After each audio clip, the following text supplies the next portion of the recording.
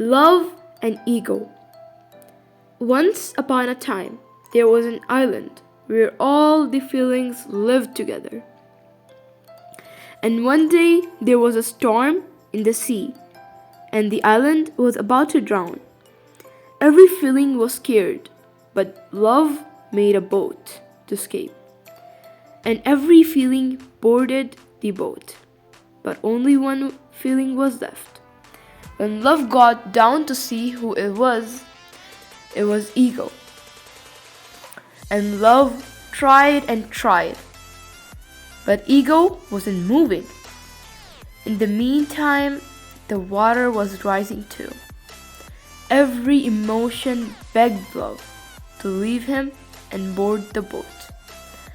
But love was born to love, and in the end, all the feelings escaped, and love dies with ego on the island.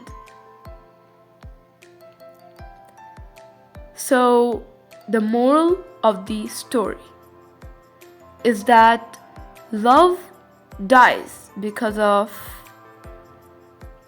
ego. Thank you.